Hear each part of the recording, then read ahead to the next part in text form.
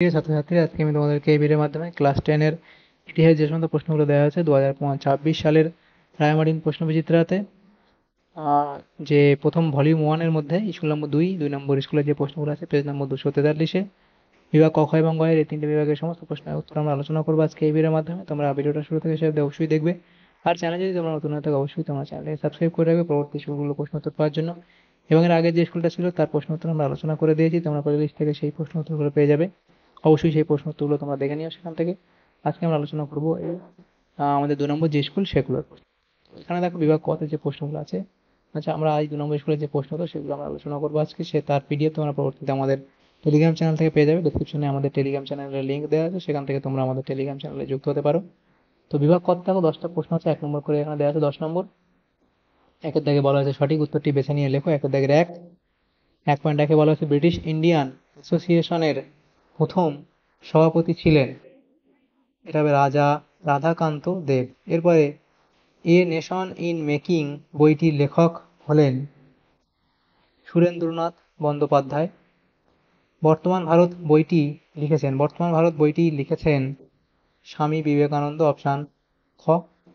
বাংলা মুদ্রণ শিল্পের জনক হলেন চার্লস উইলকিন্স। এরপরে এশিয়াটিক সোসাইটি প্রতিষ্ঠিত হয় 1784 সালে।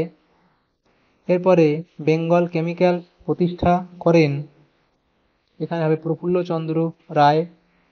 তারপর আছে চন্দ্রশেখর ভেঙ্কট রমন নোবেল পুরস্কার পান 1930 সালে। একা আন্দোলনের নেতা ছিলেন মাদারিপাসি। অপশান ক। সারা ভারত কিষাণ কংগ্রেস প্রতিষ্ঠিত হয় 1936 সালে। অপশান খ। এরপরে যেটা প্রশ্ন আছে 1.10, এআইটিইউসি এর প্রথম সভাপতি হলেন লালা লাজপত রায়। তাহলে এগুলো হলো। এরপরের যে প্রশ্নগুলো আছে দেখো 10টি এমসিকিউ টাইপ প্রশ্ন ছিল, সেগুলো হয়ে গেল। তারপর বিভাগ খতে যে প্রশ্নগুলো আছে দেখো সেটা কি বলা হয়, 6টা প্রশ্ন, 1 নম্বর করে 6 নম্বর দেওয়া হয়েছে। 2 এর দাগে বলা হয়েছে নিচের প্রশ্নগুলির উত্তর দাও। বিভাগ এখানে ক স্তম্ভে খ স্তম্ভ আছে। ক স্তম্ভে কি বলা হয়েছে, জাতীয় বিদ্রোহ, সেটা এখানে মিলবে কার্ল মার্কস। হাফটন ব্লক, সেটা এখানে তোমাদের মিলবে এটা হবে উপেন্দ্র কিশোর রায়চৌধুরী। এবং উজালি পরাজ সেটা এখানে হবে বারদৌলি সত্যাগ্রহ। এরপরে যে প্রশ্নগুলো দেখো উপবিভাগ 2.2-এ বলা আছে ভারতের রেখাচিত্রের মানচিত্রে নিম্নলিখিত স্থানগুলি চিহ্নিত নামাঙ্কন করো। এগুলো আমরা করবো না, ম্যাপ পয়েন্টিংটা ছেড়ে আমরা পরের প্রশ্ন চলে আসবো বিভাগ গ। সেখানে আমাদের 4টে প্রশ্ন উত্তর করতে হবে 2 নম্বর করে। 8 নম্বর দেওয়া হচ্ছে এই বিভাগ থেকে। তো এখানে আমাদের টোটাল 5টা প্রশ্ন আছে, কিন্তু উত্তর করতে হবে 4টে প্রশ্ন। আমরা 5টা প্রশ্নের উত্তর আমরা আলোচনা করবো নেক্সট পেজে, এখান থেকে দেখো। তো সেখানে আমাদের বলা আছে বিভাগ গ, হিন্দু মেলা প্রতিষ্ঠার উদ্দেশ্য কী ছিল। লিখবে 19 শতকের বাংলায় যেসব জাতীয়তাবাদী সভা সমিতি গড়ে ওঠে তার মধ্যে উল্লেখযোগ্য ছিল হিন্দু মেলা। হিন্দু মেলার উদ্দেশ্যগুলি হলো, 1 নম্বর লিখবে হিন্দুদের ঐক্যবদ্ধ করা। 2 লিখবে প্রত্যেককে আত্মনির্ভর করে তোলা। 3 লিখবে সর্বভারতীয় চেতনা ও জাতীয়তাবাদ গড়ে তোলা। 4 লিখবে দেশীয় শিল্প সাহিত্যকে উৎসাহ দান প্রভৃতি। 3.2-এ বলা আছে রম্পা বিদ্রোহ কি। প্রথম বিশ্বযুদ্ধের পর থেকে ভারতের বিভিন্ন অঞ্চলে কৃষক বিদ্রোহ গড়ে ওঠে। এই সকল কৃষক বিদ্রোহের মধ্যে রাম্পা বিদ্রোহ বিশেষ উল্লেখযোগ্য।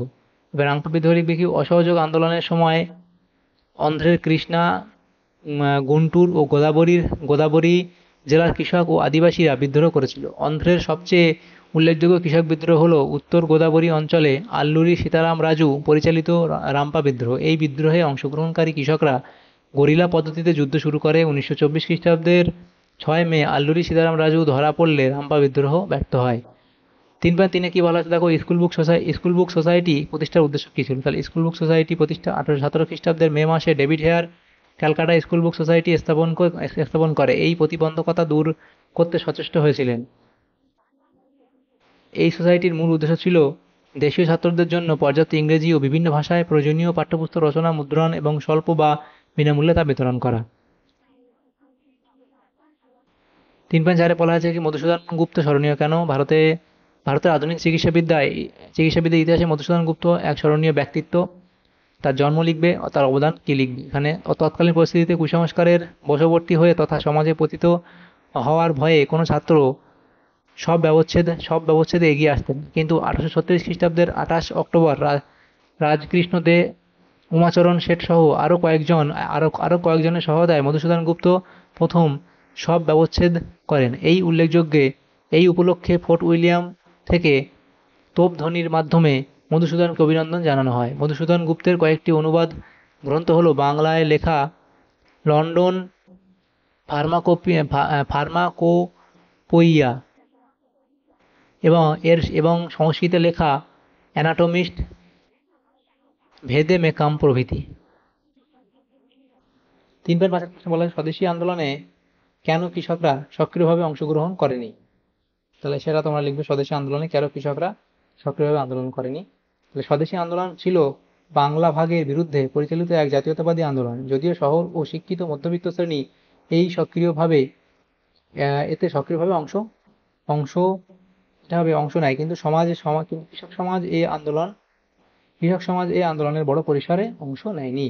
কৃষকদের সক্রিয়ভাবে অংশগ্রহণ না করার কারণগুলি হলো অশিক্ষা ও রাজনৈতিক অচেতনতা।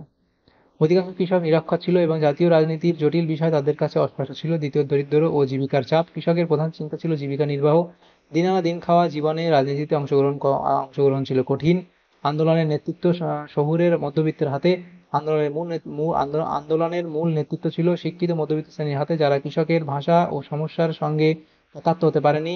আন্দোলনের কৌশল কৃষক সমাজে জনপ্রিয় ছিল না। বিদেশি বস্ত্র বর্জন, স্বদেশী পণ্য ব্যবহার, জাতীয় শিক্ষা ইত্যাদি ধারণা শহরে কার্যকর হলেও গ্রামের কৃষকের কাছে বাস্তবসম্মত ছিল না। জমিদারদের প্রভাব ও ভয়। অনেক জায়গায় জমিদাররা ব্রিটিশপন্থী ছিল। কৃষকেরা তাদের বিরুদ্ধে গিয়ে আন্দোলনে অংশ নিতে ভয় পেত। তাহলে এখানে এই প্রশ্ন উত্তর এই অবধি লিখবে। তাহলে দেখো আমাদের এখানে বিভাগ ক, খ এবং গ এর যে প্রশ্নগুলো ছিল আমাদের ক্লাস 10-এর সেকেন্ড সামেটিভের জন্য ইতিহাসের দেখো 2 নম্বর স্কুলে বিভাগ ক, খ এবং গ এর যে প্রশ্নগুলো ছিল সমস্ত প্রশ্নের উত্তর আমরা আলোচনা করলাম আজকে এই ভিডিওর মাধ্যমে।